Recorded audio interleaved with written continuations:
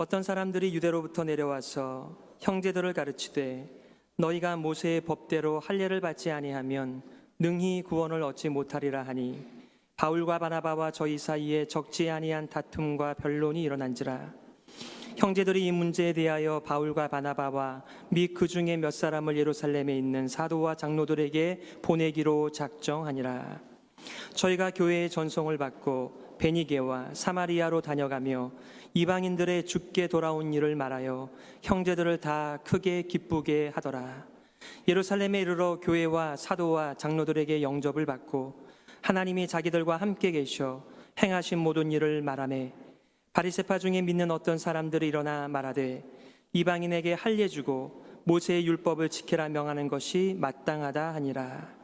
사도와 장로들이 이 일을 의논하려 모여 많은 변론이 있은 후에 베드로가 일어나 말하되 형제들아 너희도 알거니와 하나님이 이방인들로 내 입에서 복음의 말씀을 들어 믿게 하시려고 오래전부터 너희 가운데서 나를 택하시고 또 마음을 아시는 하나님이 우리에게와 같이 저희에게도 성령을 주어 증거하시고 믿음으로 저희 마음을 깨끗이 하사 저희나 우리나 분간치 아니하셨느니라. 그러나 지금 너희가 어찌하여 하나님을 시험하여 우리 조상과 우리도 능히 매지 못하던 멍에를 제자들의 목에 두려느냐. 우리가 저희와 동일하게 주 예수의 은혜로 구원받는 줄을 믿노라 하니라. 아멘. 함께 봉독한 말씀 가지고 예루살렘 공의회라는 제목 가지고 말씀 증거하겠습니다. 이렇게 공의회 너무 딱딱한 이런 제목 앞에서 옛날 생각이 납니다. 제가 강도사고시를 시험 보려고 할 때 우리 친구들하고 기도원에 올라가서 시험을 준비할 때 교회사를 준비하면서 외웠던 회의들이 있습니다. 이니셜을 따서 니코에 칼코코 이렇게 외웠어요. 니케아, 칼케톤, 에베소 이런 회의들을 연도와 함께 외웠던 기억이 납니다. 왜 이런 회의들이 교회사 속에 우리가 알지도 못하는 그런 회의들이 있었을까요? 그리스도 예수의 복음을 지키기 위해서, 그리스도의 교회를 지키기 위해서 그 많은 회의들이 있었던 것이었습니다. 여러분, 회의의 가장 중요한 목적은 주 예수 그리스도의 복음을 교회가 지키기 위함이고 그 복음을 지키는 것이야말로 성도를 지키는 것이기 때문에 그렇게 많은 회의들이 우리의 교회사 속에서 있어 왔던 것입니다. 오늘 우리가 임시 총회가 있기 때문에 구역장, 교구장 모임을 따로 모일 수가 없어서 유인물을 만들어 뒤에 놔두었으니까 우리 구역장님들께서 챙겨주시기를 바랍니다. 그리고 오늘 본문의 말씀을 잘 들으시고 여러분들께서 인도하실 때에 도움이 되셨으면 좋겠습니다. 거기에 보게 되면 이런 질문이 나오더군요. 새신자들을 향한 우리의 태도들은 어떤가? 이렇게 질문해요. 그런 적용의 질문이 왜 있느냐 하면 오늘 본문의 말씀 속에서는 유대인들만의 복음이 아니라 이것이 이방인들에게 퍼져나가게 되고 이방인들 가운데 믿는 자들이 생겨 교회가 형성이 되었을 때 유대인들의 문화와 전통과는 너무나 생소한 이상한 모습으로 비춰졌던 거예요. 그래서 이 문제를 다루면서 적용 문제로 여러분들은 새신자들을 향한 우리의 태도들이 어떤가를 돌아보라고 그렇게 말하는 것 같습니다.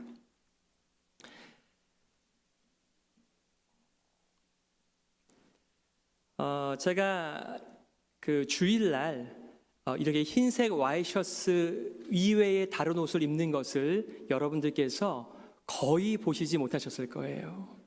아니, 그 많고 많은 컬러들이 있는데 왜 하필이면 한색만 입으셨습니까? 제가 2000년도에 부산에 갔었을 때 주일날 제가 이 색깔 있는 셔츠를 입고 갔습니다. 그때는 뭐 노란색도 있고 파란색도 있고 여러 가지 줄무늬도 입었어요. 그 서울에 있을 때는. 근데 부산에 가니까 제가 파란색 셔츠를 입은 것을 보자마자 우리 선임 목사님이 빨리 가서 옷을 갈아입고 와라 이러시더라고요. 그것은 그 교회의 전통상 목사들은 항상 유니폼처럼 흰색 와이셔츠를 입어야 한다는 전통이 있었기 때문에 그런 것입니다.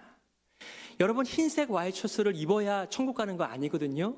근데 많은 사람의 생각 속에 흰색은 뭔가 거룩하고 성결하고 우리의 믿음을 뭔가 보인다라고 하는 그런 미닝이 들어 있었는지 모르겠으나 이제 그런 것들을 요구하는 것을 보았습니다. 저는 원래 예수교 장로교 합동측교단 목사입니다. 총신대학원에서 공부를 했기 때문에 교단신학교에서. 근데 예장 합동측 교단이라고 하는 곳에서는 주일날 매매를 하면 안 됩니다. 물건을 사고 팔면 안 돼요. 그러니까 우리가 파는 것에 대하여 말을 할 수는 없지만 우리가 사기 때문에 결국은 파는 사람이 있는 것이 아니냐, 이렇게 해서 교회에서 물건을 사지 않도록 그렇게 했던 것입니다. 제가 부모님을 따라서 예수교 장로교 통합 측에 갔었을 때는요, 거기는 주일날 다 같이 식당에 가서 함께 밥 먹으면서 회의하곤 했습니다. 여러분, 합동이 맞아요? 통합이 맞아요? 예, 쉬운 문제는 아닌 것 같아요. 주일날 매매를 하지 않고 오락을 금하는 그러한 문화 속에서 사신 분들은 그렇지 않은 분들을 볼 때 저 사람들 참 믿음이 없구나, 이런 생각이 들 거예요. 그리고 만약에 주일날 돈을 쓰는 것이 자유롭고 그렇게 조금 좀 열린 그런 생각을 하시는 분들의 입장에서는 주일날 돈도 안 써, 옷도 하얀색을 입어야 돼, 여자는 치마만 입고 남자는 양복만 입어야 돼, 이런 모습을 보면서 굉장히 율법적이다라고 생각을 할 것입니다. 여러분, 둘 다 진짜일 수 있고요, 둘 다 가짜일 수도 있습니다. 중요한 것은 우리의 중심 가운데 참된 예수 그리스도를 믿는 그 믿음이 가장 우리 가운데 소중한 것인가라고 질문하는 것이겠죠. 사도 바울은 1차 전도 여행을 통해서 비시디아 안디옥과 이고니온과 루스드라와 더베를 다니면서, 그리고 목숨의 위협을 받았음에도 불구하고 그 어린 성도들, 영혼들, 교회를 돌보기 위해서 다시 돌아가고 있는 모습들을 보았습니다.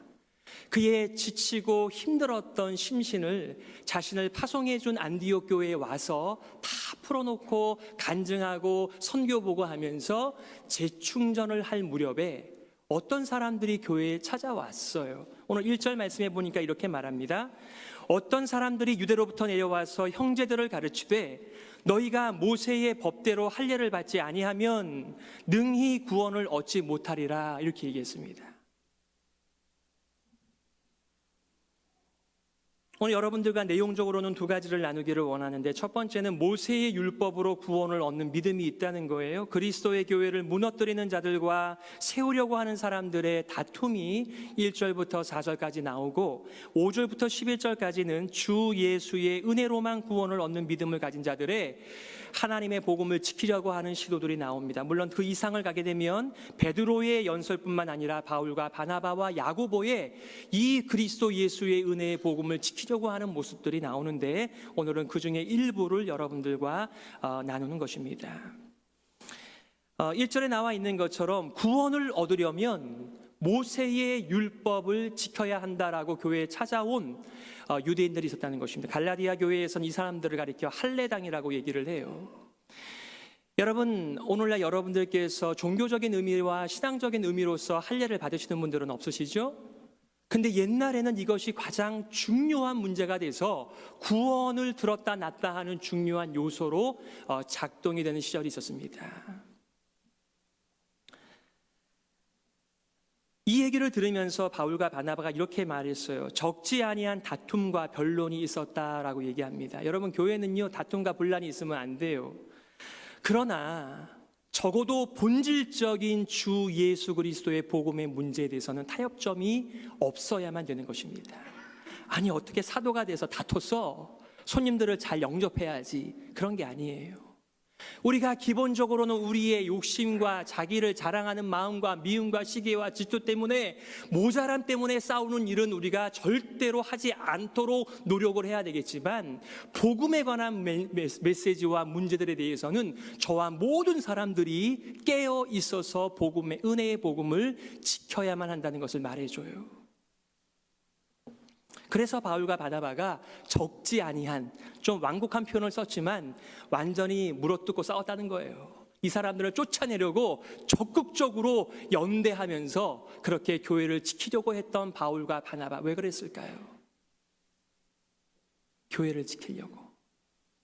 예수 그리스도 은혜의 복음으로 태어난 새 생명들을 지키고자 그렇게 했던 것입니다. 여러분들에게는 그런 마음이 있으세요? 예수 믿고 예수님과 더불어 새로운 인생을 출발하는 영혼이 있습니다. 그 사람을 위하여, 그 사람을 보호하기 위해 여러분에게 간절한 그런 마음의 소원이 있는지를 여쭙는 것입니다. 여러분, 세상에 그 유혹들이 얼마나 많아요. 세상에 그 불신앙의 체계가 문화로 아니면 철학으로 인생관으로 우리 교회에 비집고 들어올 때 그것을 분간할 만한 능력이 있으십니까? 왜 그런 능력들을 갖춰야만 되는 것이죠? 영혼을 돌아보고 싶어서요. 교회를 지키고 싶어서요. 그렇게 하는 것입니다. 제가 맥클린 교회에 와서 여러분들에게 꼭 하고 싶었던 것이 있었습니다. 그것은 여러분들이 한 사람도 종교 생활에 심취한 사람들이 아니라 바로 참된 믿음의 반석 위에 서는 일들이었습니다. 이렇게 제가 마음을 먹은 이유는요, 제가 너무나 오랜 시절 동안에 종교 생활을 해왔기 때문에 그렇습니다. 저는 초등학교 들어가면서부터 저희 아버지와 더불어서 매일같이 새벽 6시에 온 가족이 가정 예배를 드렸습니다. 하나님의 말씀을 읽을 때에, 기도할 때에 항상 무릎을 꿇고 그 말씀을 읽기도 하고 기도했습니다.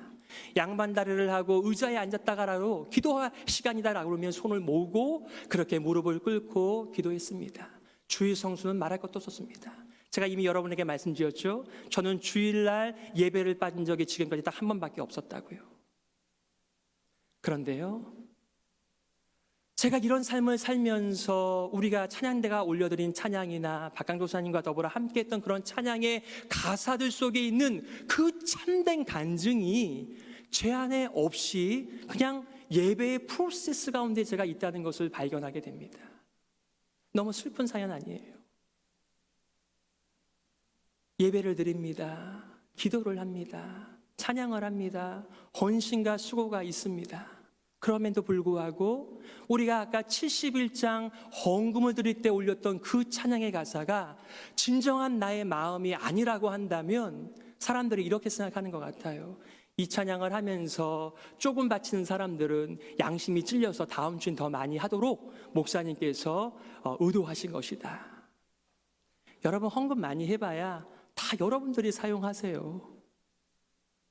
정말 우리는 그 찬양을 올려드리면서 하나님께서 자신의 목숨을 걸고 이 땅에 오셔서 기꺼이 자신의 목숨을 십자가에서 바치셨는데 그것이 깨달아지는 진정한 그리스도인들이라고 한다면 자신이 드리는 헌금이나 자신이 드리는 말과 손과 발의 수고와 헌신이 늘 부족하지 않을까요? 그렇기 때문에 우리가 그 찬양을 드리면서 예수님의 사랑과 하나님의 지극하신 사랑을 그리스도 예수의 십자가를 통하여 보면서 자라가면서 이런 고백을 매주마다 드리지만 그 내용은 분명히 다를 거라고 생각해요. 지난주에 비해서 이번 주에 복음이 더 깊이 있게 더 크게 다가왔다면 우리의 그 찬양은 더 의미 있게 새 노래와 새 찬양이 되어 들려지게 될 것입니다. 그러나 만약에 우리가 그리스도의 십자가에 대해 더 눈이 어두워졌다라고 한다면 또 이 찬양이야, 아마 이런 마음이 여러분들에게 먼저 들 것입니다. 저는 여러분들께서 저 같은 종교 생활이 아니라 정말 예수 그리스도를 통한 하나님의 지극하신 그 영원하신 사랑을 여러분이 받으면서 거기에 걸맞는 레스폰스로서 여러분께서 찬양하고 예배하고 헌금하고 봉사하기를 바라는 거예요.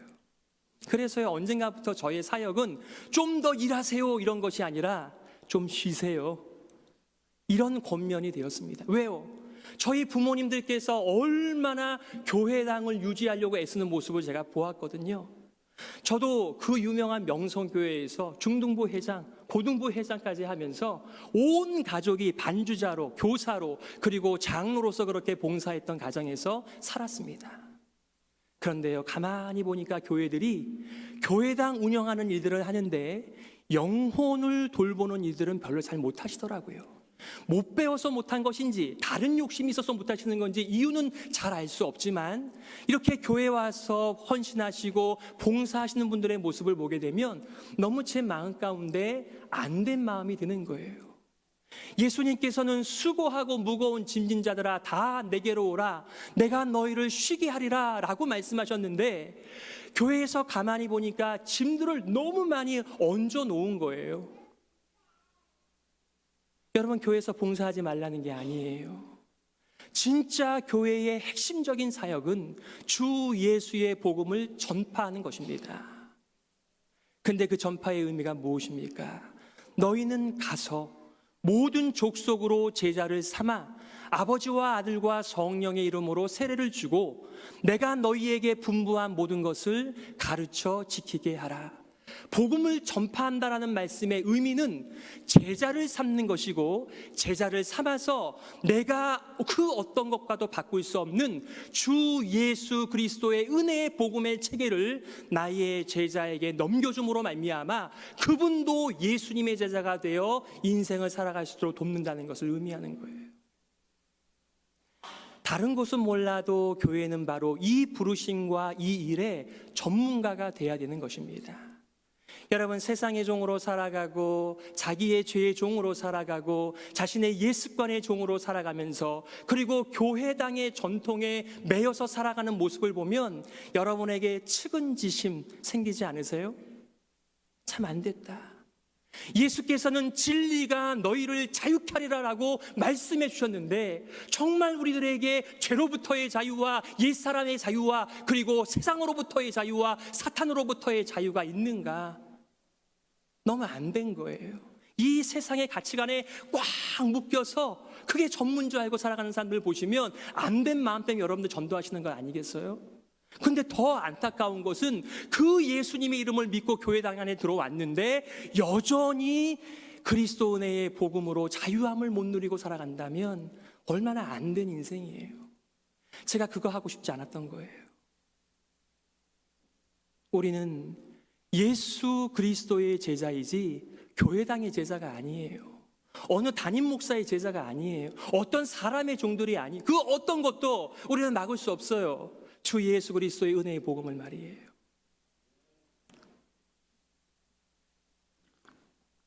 그것 때문에 바울과 바나바가 적지 아니한 다툼과 변론을 통해서 결국은 예루살렘 교회에 가서 장로들과 사도들과 이 문제를 다루도록 그렇게 파송을 받게 되어진 것입니다. 또 가는 길에도 하나님의 은혜를 보고하고 있습니다. 베니게는 두로와 시돈 지역이 아니겠습니까? 사마리아는 유대 위쪽 지방이죠.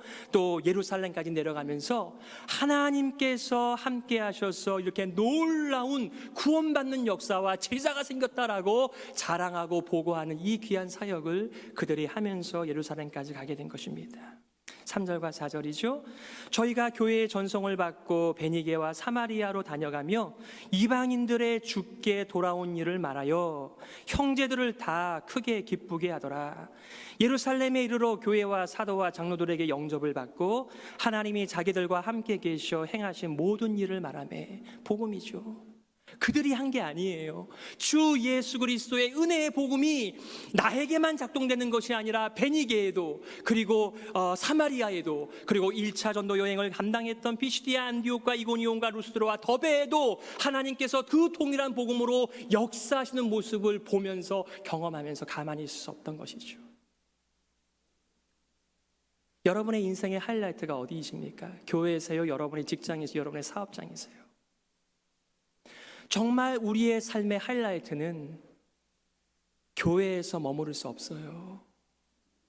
여기는 하나님께서 우리에게 은혜로 주신 것들을 함께 격려하고 하나님께 올려드리는 예배이고 정말 저와 여러분의 삶 가운데 중요한 인생의 하이라이트는 제자를 삼고 제자에게 하나님께서 내게 주신 은혜들을 나누어 그들의 복음이 든든하게 세워져 믿음이 세워지는 것이 우리의 진짜 하이라이트 라이프예요. 그게 없으면 여러분들은 무슨 인생의 의미와 재미와 기쁨으로 인생을 살아가십니까? 두 번째 대지인 주 예수의 은혜로 구원받는 믿음을 베드로가 대표로 말씀하고 있는 것을 봅니다. 5절에 보니까 예루살렘 교회에도 이런 도전이 있었습니다. 바리새파 중에 믿는 어떤 사람들이 일어나 말하되 이방인에게 할례 주고 모세의 율법을 지키라 명하는 것이 마땅하다 하니라 그랬어요. 안디옥 교회나 다른 이방인 교회만 이런 일이 벌어졌던 것이 아니라 예루살렘 교회에도 이런 똑같은 생각, 예수님만 믿으면 안 되고 할례도 받아야 되고 유대인이 돼야 되고 율법을 지켜야지만이 된다, 이것을 가르치는 것이 마땅하다, 이렇게 생각하는 사람들이 있었다는 것입니다.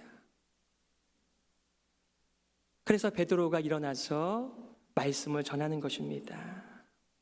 6절과 7절이죠. 다 같이 한번 읽어보세요. 시작.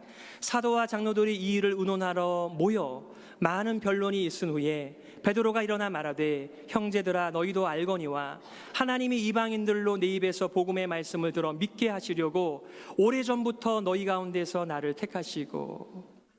우리가 보통 사도행전을 두 사도의 모습으로 나누지 않습니까?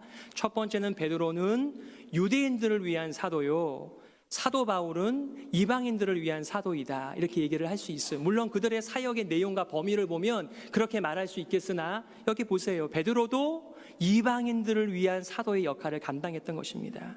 한 10년 전이었죠. 지금 말하고 있었을 때로부터 그가 요바에서 기도하고 있었을 때였습니다. 환상을 보았습니다. 하늘에서 보자기가 내려오는데 가만히 보니까 정말 흉측한 동물들이 있는데 음성이 왔어요. 너가 이것을 잡아먹으라. 저는 한 번도 이런 것을 먹어본 적이 없습니다. 이렇게 부정한 것을 내가 왜 먹습니까? 라고 했을 때 뭐라고 말하죠?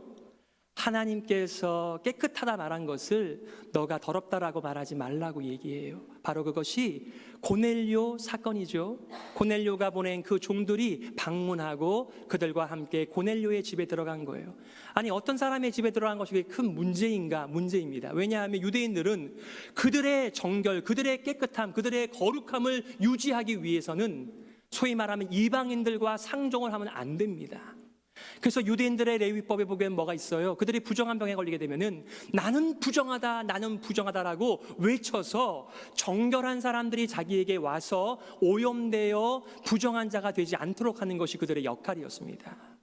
그러니 자신의 음식 먹는 것, 자신의 교제하는 것, 이 문제를 가지고 사람들과 구별하는 것은 굉장히 중요한 일이었어요. 그럼에도 불구하고 하나님의 말씀에 복종하여 사도 베드로가 고넬료의 집에 들어갔던 것입니다. 여러분, 그것 때문에 베드로가 얼마나 비난을 많이 받았어요. 그럼에도 불구하고 하나님께서 하신 일을 내가 어떻게 하겠느냐라고 해서 이런 일들이 10년 전에 있었던 거예요. 그런데 똑같은 문제가 모든 교회마다 일어나는 것이죠. 그래서 그 얘기를 하는 것입니다. 많은 변론이 있은 후 베드로가 일어나 말하되 형제들아 너희도 알거니와 하나님이 이방인들로 내 입에서 복음의 말씀을 들어 믿게 하시려고 오래전부터 너희 가운데서 나를 택하셨다. 자기에 대한 이해를 이렇게 하는 것입니다. 자기가 10년 전에는 왜 내가 그런 일을 했는지 몰랐을 수도 있어요. 그러나 가만히 그리스도 은혜의 복음을 듣고 보니까 바로 이때를 위하여 또 그런 경험을 주셨던 것이구나 라고 말하면서 하나님의 그 퍼즐들이 그의 인생 가운데 맞춰지는 것도 보게 되죠. 그가 얘기하는 것이 무엇입니까? 동일한 성령과 동일한 믿음을 이방인들도 받았다는 거예요. 8절과 9절 말씀입니다. 또 마음을 아시는 하나님이 우리에게와 같이 저희에게도 이방인들에게도 이방인 크리스찬들에게도 성령을 주어 증거하시고 믿음으로 저희 마음을 깨끗이 하사 저희나 우리나 분간치 아니하셨느니라, 이렇게 얘기했어요. 우리는 알게 모르게 사람들을 분간합니다. 그래서 고향이 어딘지, 또 이 성은 같은 종씨인지, 또 공부는 어디서 했는지, 또 미국에 또 언제 왔는지, 어느 지역에서 살았는지, 이런 모든 것들을 가지고 사람들을 구별을 합니다. 그런 구별이 나쁘다는 것은 아니에요. 그러나 그런 것들은 거기서 끝이 나야지 그리스도 예수께서 우리를 깨끗게 하시는 일에 그런 것들은 전혀 영향을 미쳐서는 안 된다는 것입니다. 여러분, 우리는 얼굴의 색깔을 가지고 있습니다. 우리를 가리켜 황인종이래요. 많은 백인들이 자신들을 우월하다라고 하는 잘못된 의식 속에서 그들을 중심으로 세상을 재편성한 것입니다. 여러분, 백인들이 만들어 놓은 세계 지도는요, 우리가 오늘날 가지고 있는 지도와 많이 다릅니다. 그들은요, 자기네 나라가 온 세상의 중심이라고 생각해요. 바로 유대인들이 그렇게 있습니다. 유대인들은, 이방인들은 다 지옥의 불쏘시개이고 우리 유대인들만이 구원을 받는 사람들이라고 생각을 했기 때문에 얼마나 사람들을 우습게 여기면서 갖지 않게 받겠어요. 만약에 우리 가운데 그리스도 예수의 은혜의 복음을 받았음에도 불구하고 사람들을 눈에 보이는 외식의 모양으로 나눈다라고 한다면 우리는 그리스도의 사람 아니라고 말할 수 있어요. 아니면 그리스도의 사람이지만 너무나 약하고 무지한 인생들이죠. 여러분, 우리가 깨끗하게 되어지는 일은 율법을 지켜서가 아니라 주 예수 그리스도의 우리를 향하신 죽음과 대속죄의 정결한 피 외에는 우리를 깨끗게 할 것이 아무것도 없어요. 그러면서 권면과 믿음을 촉구하고 있어요. 10절과 11절이죠. 그런데 지금 너희가 어찌하여 하나님을 시험하여 우리 조상과 우리도 능히 매지 못하던 멍에를 제자들의 목에 두려느냐. 우리가 저희와 동일하게 주 예수의 은혜로 구원받는 노라 하니라. 이렇게 얘기했어요. 여러분, 이 말씀이 여러분들에게는 어느 정도의 강도로 들리십니까? 이것이 바로 복음이 바꾼 베드로의 인생관이요 가치관입니다. 이전의 율법은 베드로에게 있어서 금사슬이었어요. 금으로 만든 명함이었습니다. 유대인이기 때문에 그가 가지고 있는 자부심이 얼마나 큰지 몰라요. 그러나 주 예수를 믿고 그리고 주 예수 은혜의 복음이 이방인들에게 어떻게 똑같이 성령과 믿음으로 깨끗함으로 작동되는지를 보면서 왜 우리 조상들도 지키지 못하는 율법과 우리도 지킬 수 없는 율법을 그 이방인들 크리스천들에게 지워서 멍에로 삼으려고 하느냐.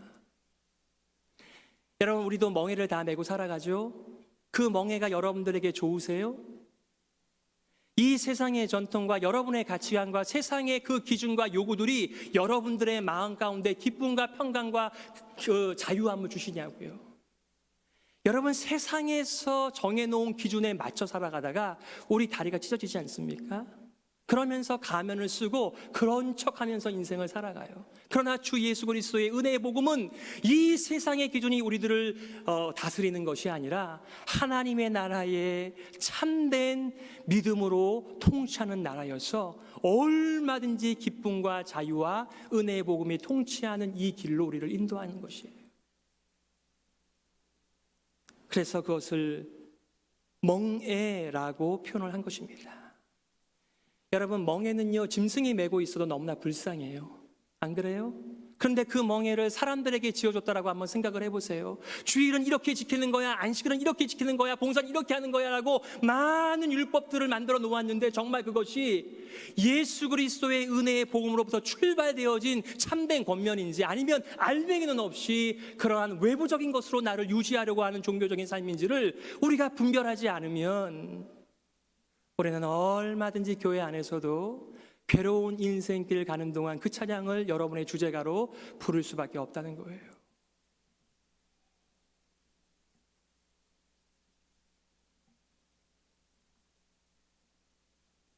이 말씀을 가지고 여러분들과 두 가지의 교훈을 나누고 싶어요. 첫 번째는 예수 그리스도의 복음을 무너뜨리는 도전은 끊어지지 않는다는 거예요. 다시 한 말씀 드릴게요. 여러분들은 교회에 와서 평화를 원하시지만 교회 안은 평화의 자리가 아니라 예수 그리스도의 복음을 무너뜨리려고 하는 세력과 그것을 지키려고 하는 사람들의 치열한 전투가 교회 안에서 있다는 것을 말씀하는 것입니다. 때로는 그것이 율법의 모습으로, 때로는 방종의 모습으로 그렇게 우리들한테 도전하게 될 때 어떻게 그것을 막아내며 어린 영혼들을 지키며 교회를 계속해서 은혜의 복음 위에 세울 수 있겠는가. 바로 그 싸움이 교회 안에는 있다는 것입니다.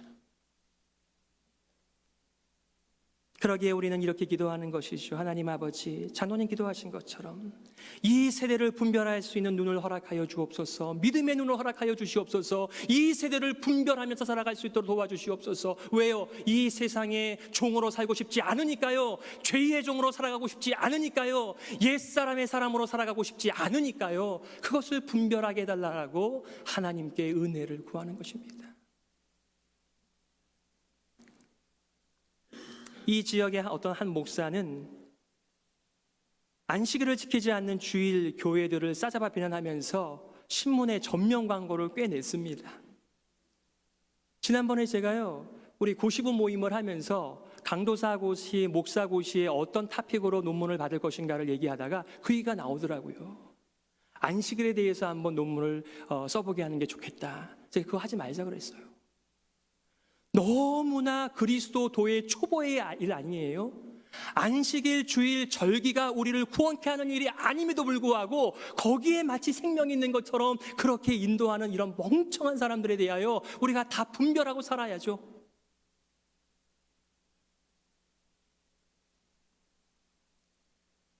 제가 1987년도에 보았던 올리버 스톤 감독의 그 플래튼이라는 영화가 있었어요. 거기 보면 반즈 상사와 엘리아스 상사 사이에서 그 크리스라는 사람의 고백이 나오는데 진짜 적은 우리 내부에 있다라고 얘기를 해요. 마치 그 월맹군과 더불어 싸우는 것처럼 보이지만 가만히 보니까 내 안에 도사리고 있는 죄악이 더 크다는 거예요. 그래서 자기의 편인데 자기의 동지인데 죽게 내버려두는 그 모습 속에서 야, 더 큰 적은 외부에 있는 것이 아니라 내 안에 도사리고 있는 이런 악이구나라는 그런 고백을 하죠. 여러분, 추한 미국의 모습이 아닙니까? 명분을 갖고 월남 전쟁을 일으켰지만 그 전쟁을 통해서 얼마나 무수하고 무고한 사람들이 죽어갔습니까? 오늘날도 마찬가지예요. 사람들은 전쟁을 할 때 명분을 먼저 찾죠. 그러나 그 명분 뒤에 감춰져 있는 우리의 죄악과 우리의 세상에 쩌들어 있는 모습들이 진정한 전투에 우리의 삶을 들이지 못하게 하는 경우들도 많이 보고 살아가게 되는 것 같아요.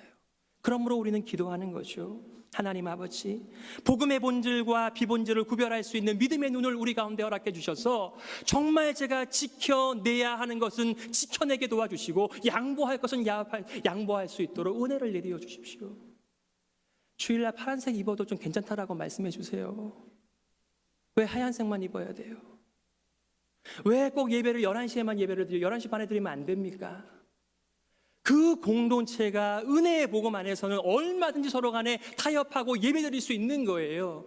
문제는 본질의 싸움을 하기 위하여 우리가 그리스도 예수의 은혜의 복음으로 무장이 돼야 되겠죠.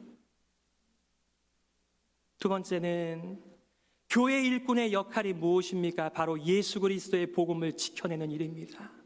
바울이 그렇게 한 것처럼, 바나바가 그렇게 한 것처럼, 베드로가 그렇게 한 것처럼, 야고보 사도가 그렇게 한 것처럼 교회의 일꾼의 역할은요, 주 예수의 은혜의 복음을 지켜내는 것입니다.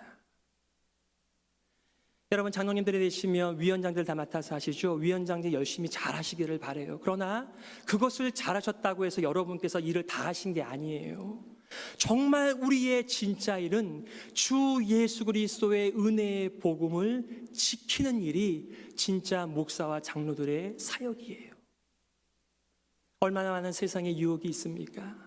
요즘에는 불신앙과 세속화의 물결이 세상에서 계속 우리들의 가정과 교회에 들어오고 있는데 그것을 어떻게 믿음과 하나님의 복음의 관점에서 해석하고 그것을 돌볼 것인가? 자칫 잘못하면 저처럼 종교적인 생활로 인생을 살아올 수 있겠으나 어떻게 하면 복음으로 사람들의 영혼을 구원하고 그들이 그리스도 예수의 제자로서 살아갈 수 있도록 우리가 도울 수 있겠는가? 그 고민을 바로 교회가 하는 것입니다. 바울도 그랬고 베드로도 그랬고 뭐라고 얘기합니까? 그리스도 예수의 은혜의 십자가, 은혜의 도에 대한 깊이와 높이와 넓이와 크기에 대하여 점점 자라가라고 얘기했어요. 여러분은 교회 나올 때마다 점점 여러분의 십자가에 대한 믿음과 하나님의 지극하신 사랑의 깊이와 높이와 넓이와 크기가 자라가고 있는 가운데 있습니까? 바로 이런 일꾼을 보내어 달라고 우리 교회가 기도하는 것입니다. 교회가 받은 사명은 전도하는 것입니다. 바로 제자를 삼는 것입니다. 교회다 물어놓고 교인 만들기에 만족해서는 안 돼요. 그리스도 예수의 제자 삼는 모든 일에 우리의 모든 성도들과 우리의 모든 행정들과 우리의 힘을 거기에 초점 맞추며 달려가지 않는 한 우리는 이 세속화의 물결과 율법의 거친 도전들을 감당할래야 감당할 수가 없습니다. 교회의 제자 만들기가 아니고요, 예수 그리스도 제자를 만드는 이 아름다운 복음을 지키는 일을 위하여 주님의 일꾼을 보내어 달라고 간구하는 것입니다.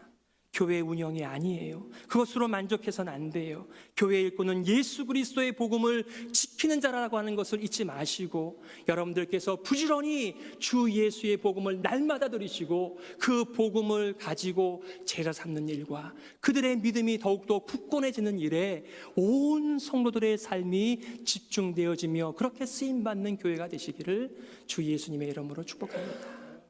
기도하시겠습니다.